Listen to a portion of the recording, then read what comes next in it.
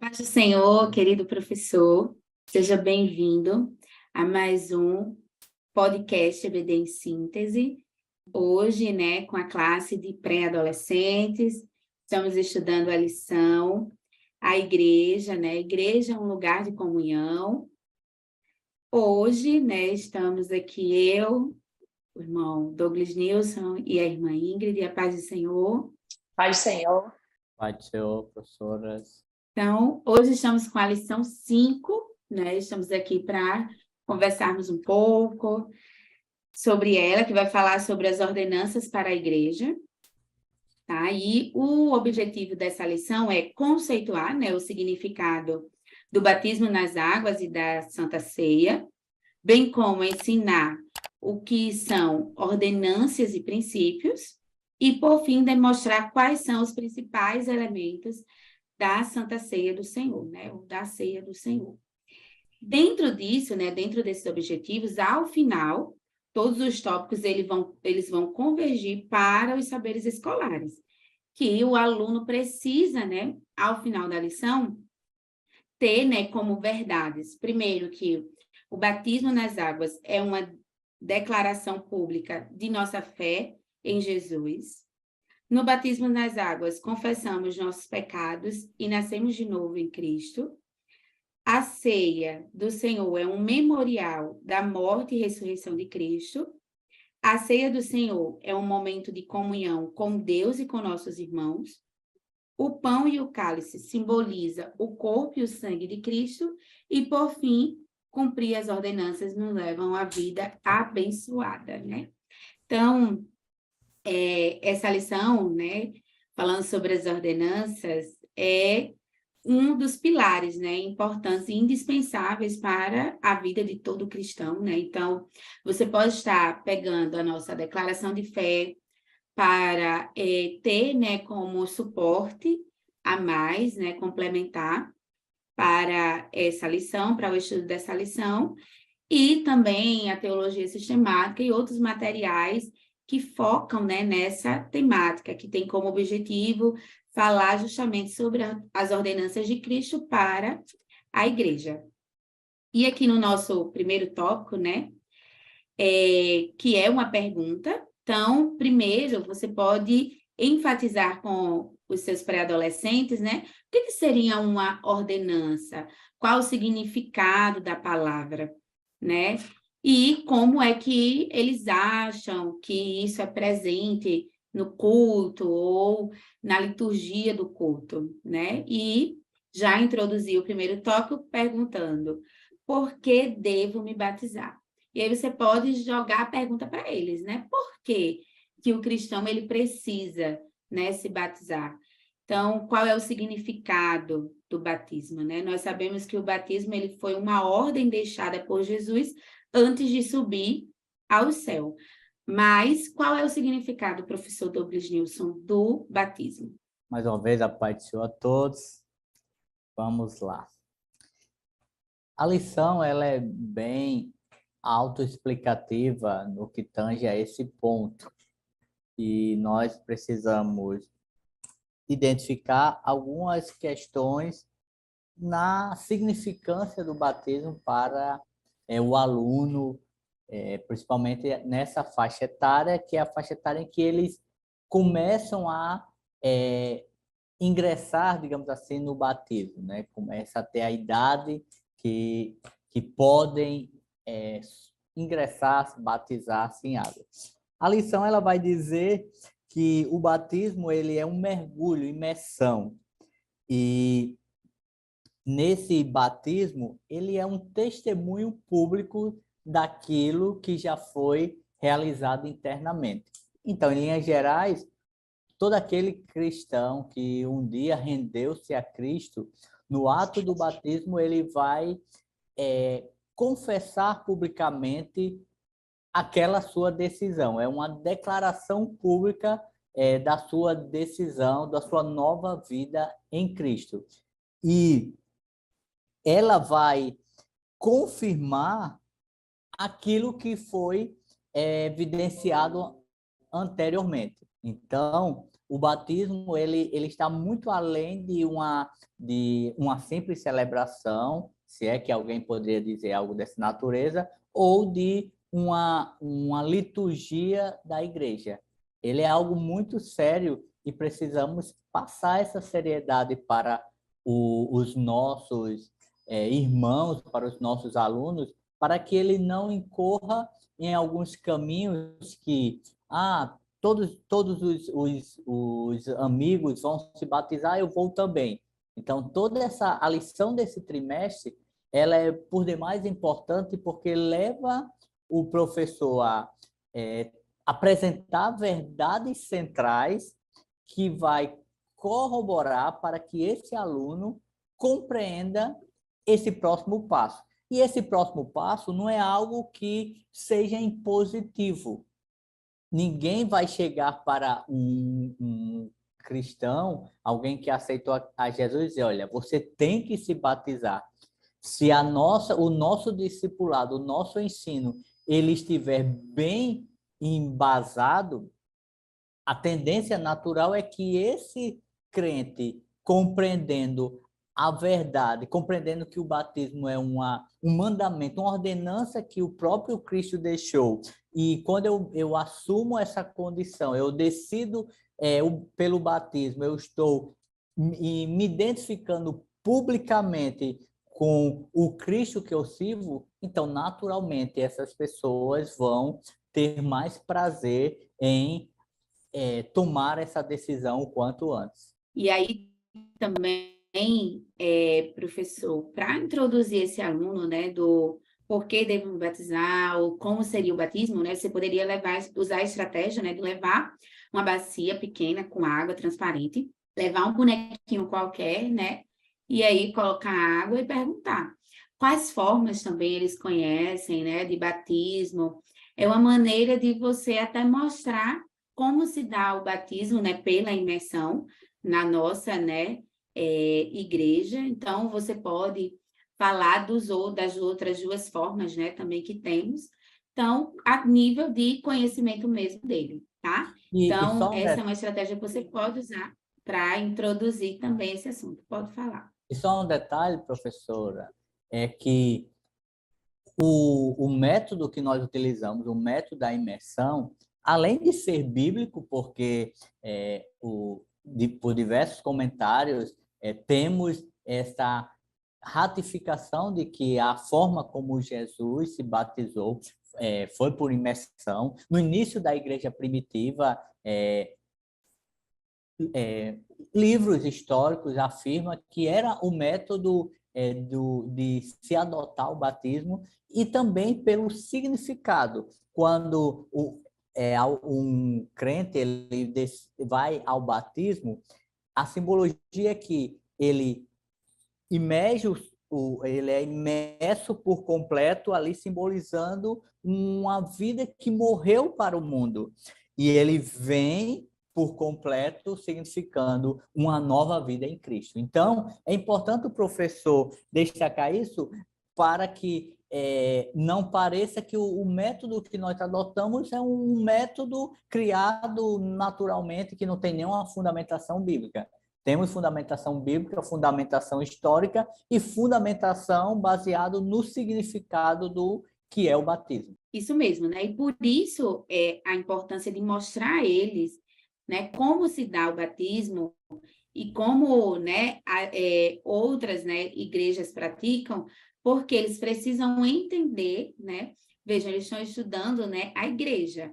Então, se nós temos como base também a nossa declaração de fé, então essa é a oportunidade de mostrar aquilo que cremos, né, a eles. Então, essa maneira de usar essa metodologia é até a forma de mostrar simbolicamente como se dá, né, esse batismo.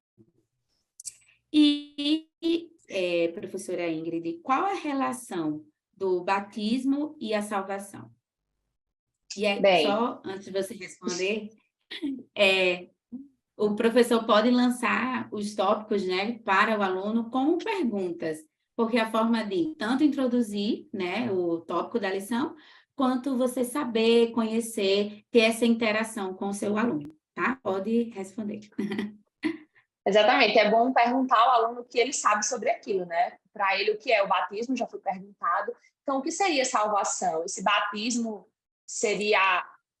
já salvaria a pessoa, né? Conseguir saber o que eles compreendem a respeito disso e explicar a diferença.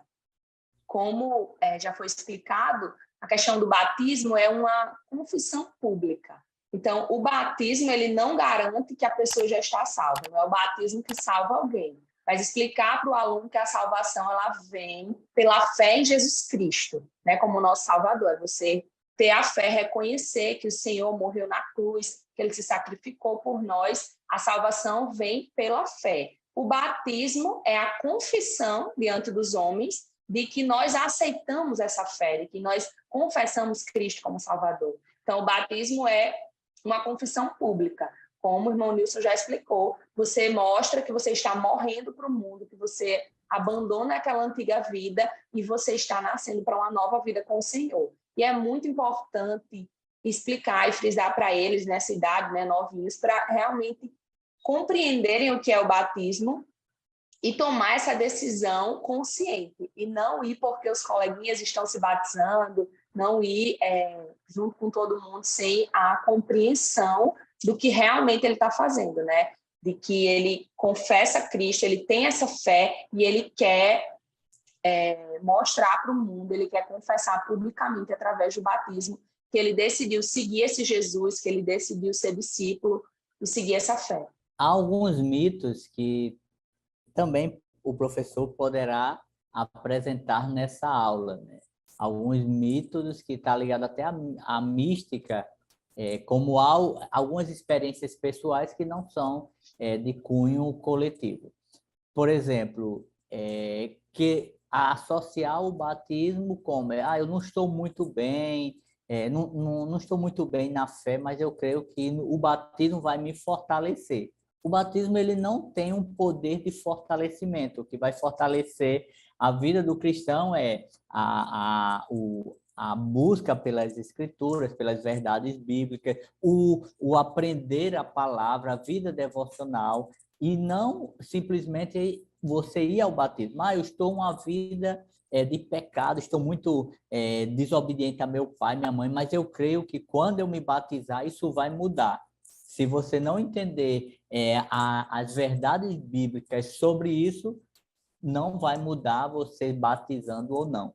Como também, em contrapartida, muitas pessoas podem associar o batismo, que não é uma orientação oficial da igreja, mas muitas pessoas podem associar o batismo ao ingresso em departamentos, em grupos, em participar de determinadas atividades.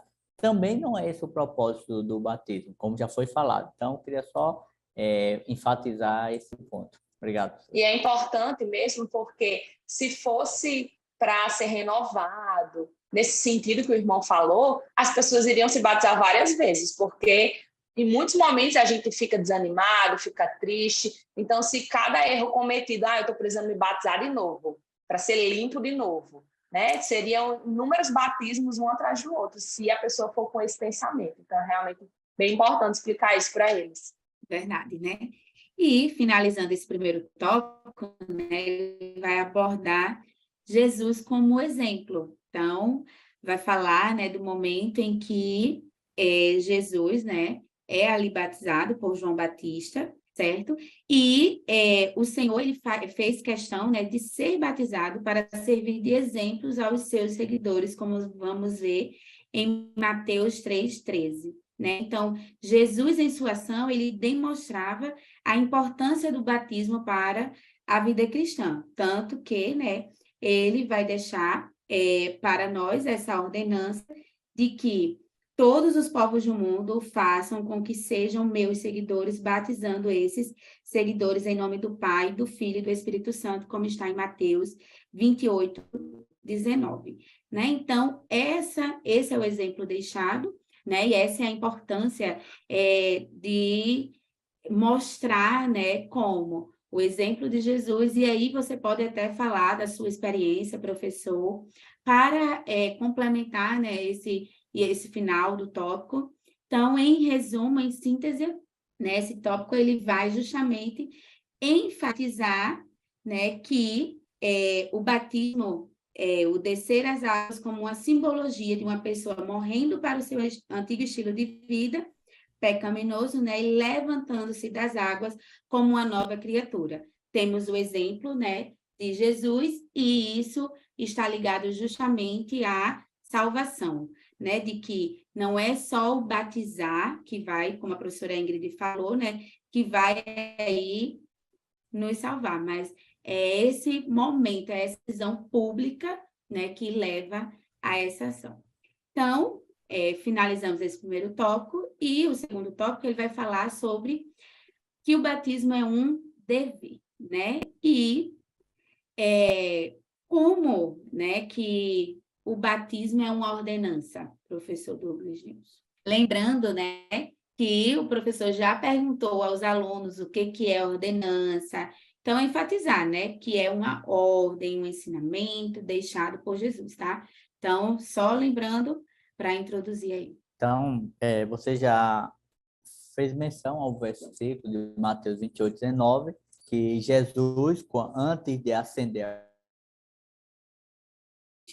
esta ordem para os seus discípulos, que são extensiva a toda a igreja do Senhor, de ir e fazer discípulos e batizar em nome do Pai, do Filho e do Espírito Santo.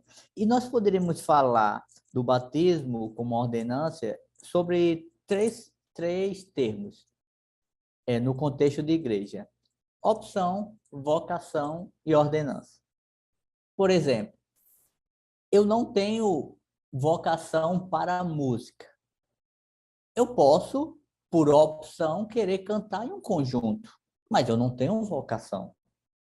Mas eu posso também não querer cantar porque eu não tenho vocação. Isso e nada muda, porque a música, no meu contexto, ela não tem uma ligação direta com aquilo que o Senhor tem me chamado. E eu deixar de cantar em um grupo da igreja, isso não vai mudar nada em relação à minha identidade com Cristo. Eu não estou fazendo nenhum ato de negação a Cristo porque eu decidi não cantar num órgão da igreja por achar que eu não tenho vocação nem ter motivação para isso. Mas uma ordenança, como a palavra já está dizendo, ela nem é opção, nem é vocação. Ela se podemos falar assim, é uma obrigação. Então, não obedecer a essa ordenança é simplesmente dizer que eu quero seguir um caminho independente. Ah, eu acho muito legal aqui a igreja, eu gosto do pessoal, mas eu não quero me batizar. Então, eu estou dizendo que o batismo não é uma coisa tão interessante, não é uma coisa tão importante. Eu posso viver toda uma vida e não tem nenhum problema.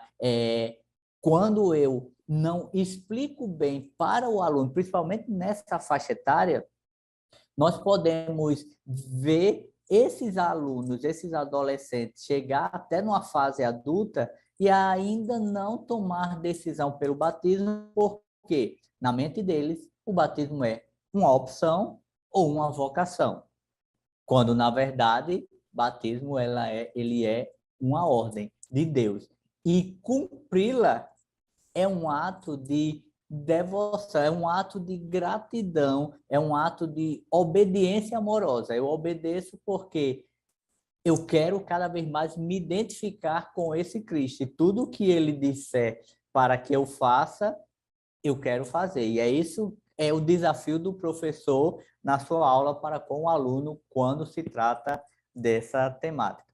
Pronto, professor. Você falou um pouco, né? Mas qual é a importância, né, de obedecer, né, ao batismo, professora Ingrid? A importância de obedecer ao batismo simplesmente é porque Deus mandou, né? A gente fala aí sobre, irmãos falando sobre ordenança, é exatamente isso, é uma ordem.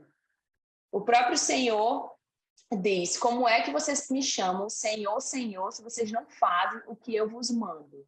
Então, quando a gente entrega a vida ao Senhor, quando a gente decide seguir Ele, ser discípulo de Cristo, isso envolve a gente obedecer a Ele. não é receber ele só como Salvador da nossa vida, mas é como Senhor e Salvador. Então, se ele é Senhor, é ele que manda. Se ele é Senhor, ele é o nosso dono, né? Somos discípulos, somos escravos, somos seguidores dele, e a gente tem que ir no ritmo que o Senhor vai e obedecendo o que o Senhor manda. Então, é como o irmão Nilson falou, não é uma opção, não é uma vocação, é simplesmente uma ordem.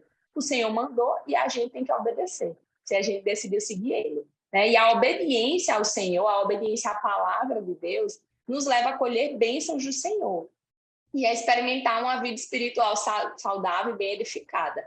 O nosso relacionamento com Deus precisa incluir a obediência. O servo, o discípulo que ama o Senhor, ele obedece, né? Ele escolhe obedecer. Não por obrigação, mas por amor, por reconhecer o que o Senhor fez por nós, a gente obedece ao que ele manda. E mostrar para os alunos, ensinar que Deus, ele dá ordenanças não para nos punir ou para só, eu vou mandar em você. Ele não é um Deus mau, ele não é um Deus chato, ele dá ordens porque ele sabe o que é melhor. Então, quando Deus manda fazer alguma coisa, é porque ele sabe que aquele é o caminho melhor que devemos seguir e precisamos obedecer por isso, justamente porque ele é um Deus bom e ele dá ordens para a gente poder viver uma vida plena e conforme a vontade dele. Então, obedecer às ordenanças do Senhor, incluindo o batismo, a ceia, né, tudo que ele mandou, nos faz ter uma vida espiritual melhor, porque a gente vai estar em comunhão com o nosso Deus, obedecendo, fazendo a vontade dele e cumprindo o nosso papel de igreja, né? Isso mesmo, né? E como a professora Ingrid e o professor Nilson falaram, né? Vai enfatizar agora no subtópico, né? No C, que vai falar, deve ser pela fé e não para cumprir apenas uma obrigação, como Ingrid, né, já falou. Porque, né? Essa época hoje, né, as pessoas querem viver o seu próprio evangelho conforme o seu próprio coração, os seus próprios pensamentos, né? E nessa idade de pré-adolescentes bíblicos, nos quais nós precisamos guiar a nossa vida cristã, né, para viver aí justamente em obediência, uma santificação progressiva. Então, tudo isso depende da nossa obediência integral. E aí, aqui eu quero enfatizar, né, que a obediência integral, ela está relacionada à obediência imediata, como está lá em Números, capítulo 14, dos versículos 6 a 9, e está relacionada também à obediência inteira, que está em 1 Samuel, capítulo 15, do 9 ao 11, e a obediência interna, que está em Provérbios 4, 23. Então, essa é a obediência integral, né? É uma obediência que é uma obediência imediata, inteira e interna. Imediata porque, se eu disser agora, né, qualquer palavra para, né, o aluno ou para vocês, como um ato de obediência, vocês vão fazer, né?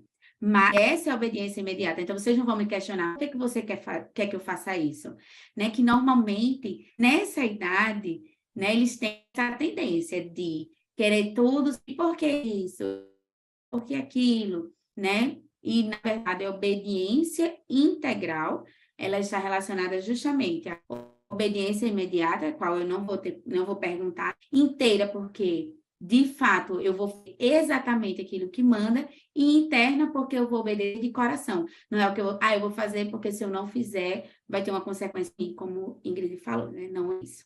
Então, a prática do batismo, né, ela deve ser consequência da fé. Então, como um ato de fé, de arrependimento, né, de crer que Cristo é o meu único Salvador, ali eu vou cumprir, né, publicamente essa ordenança que ele nos deixou.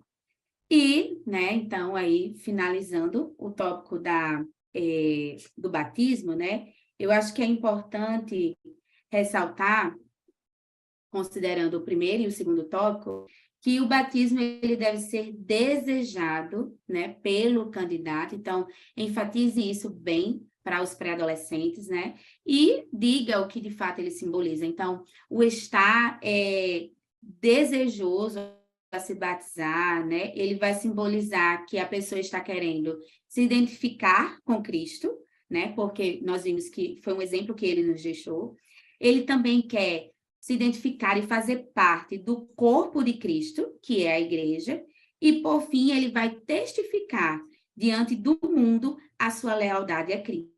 Então, para você fechar aí, né, esse bloco do primeiro e do segundo tópico, você pode enfatizar, né, que isso tem que sair do coração, esse desejo, essa decisão, esse ato de fé, né, ele precisa estar caracterizado dentro, né, dessas características, né, dentro desses princípios.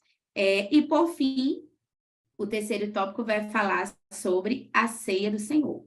Então, você já pode, de antemão, perguntar, né, aos seus alunos o que é a ceia, né? Ali todos já participaram de alguma forma da liturgia, então eles vão saber, né, ele responder. Mas, professor Douglas News, qual é a importância, né, da ceia do Senhor? Bem, vejamos. A ceia, Jesus, quando ele celebra a ceia em alusão, no período da Páscoa, nos instantes finais do seu ministério terreno, Jesus ele deixa algo para a sua igreja como um memorial. Cada vez que nós celebramos a ceia, veja como é a importância e a grandeza dessa celebração.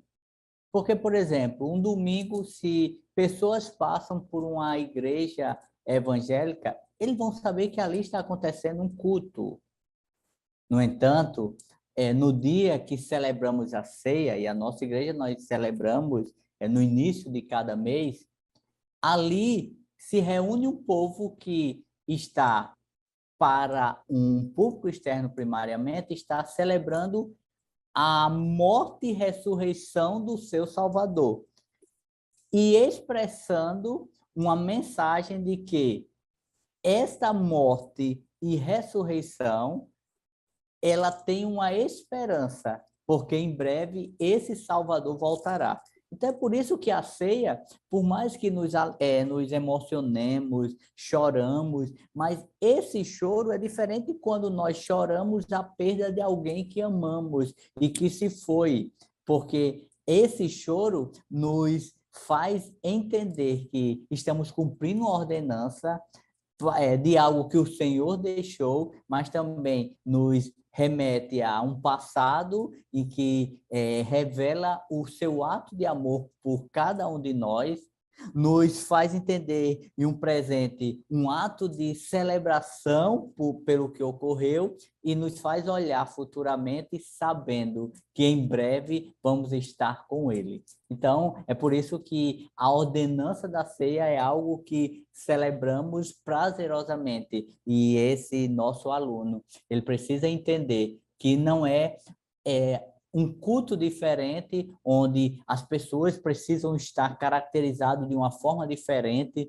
e tem que estar com um semblante de uma forma diferente. Não, pelo contrário.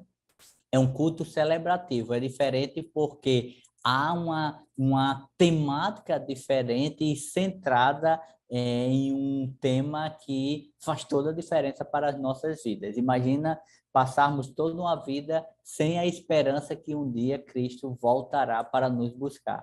Mas a ceia não. Nós fazemos menção do que ele fez, do que ele está fazendo e do que ele fará. Amém, né? A própria lição vai trazer, né, como saiba mais, né, sobre esse assunto para o professor. Então, você pode estar consultando, né, e vendo mais elementos sobre essa relação que o professor Douglas Nilson nos trouxe, né? E, professora Ingrid, quais são aí os elementos da ceia? Pronto, isso é uma ótima pergunta para começar a fazer aos alunos, né? Perguntar a eles se eles sabem quais são os elementos da ceia, ouvir as respostas, né? E explicar que os elementos são o pão e o cálice, e o que simboliza cada um. O professor pode explorar do aluno isso, quais são os elementos, o que é que simboliza, para já saber os conhecimentos que eles têm a respeito disso. O pão simboliza o corpo de Cristo, o cálice que a gente usa O suco de uva simboliza o sangue. E algo importante a frisar e explicar para o aluno é que o pão e o suco de uva, né, eles não se transformam literalmente no corpo de Cristo. Então, ali eles não estão comendo o corpo de Cristo. Ah, vou mastigar aqui devagar porque estou mastigando o corpo de Jesus. Não, é uma simbologia. É só no sentido figurado, né? A gente simbolicamente tem o pão como corpo e o suco de uva como o sangue.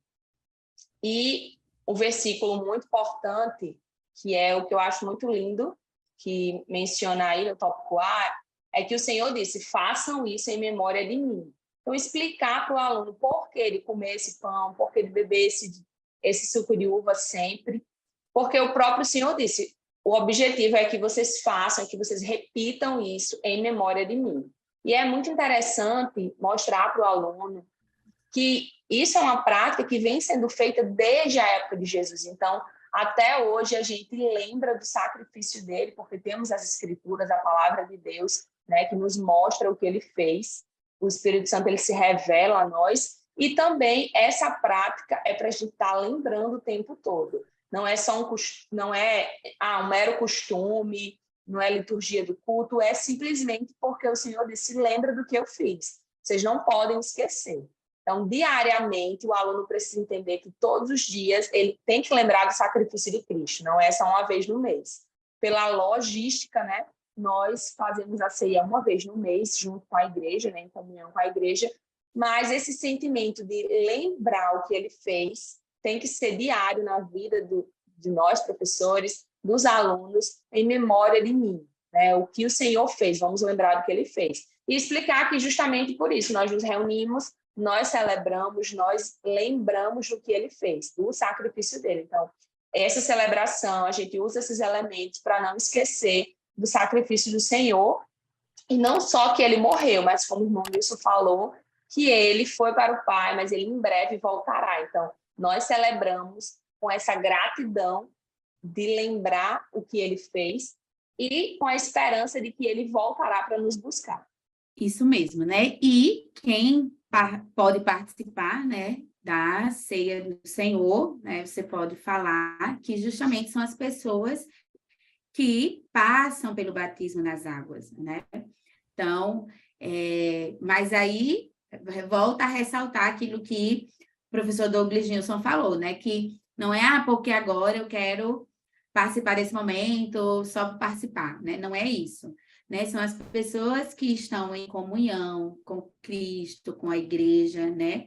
A própria leitura feita, ela é bem incisiva, né? Em examinar-se. Então, é um momento ali em que as pessoas batizadas, né, em águas estão em comunhão com os irmãos e com Cristo e ali participam juntas, né? Desse memorial. Né? Então, e esse memorial nos traz justamente à memória, né, o sacrifício que Cristo fez na cruz por todos nós. Assim, cumprir essas ordenanças é justamente um ato de obediência a Cristo. Né?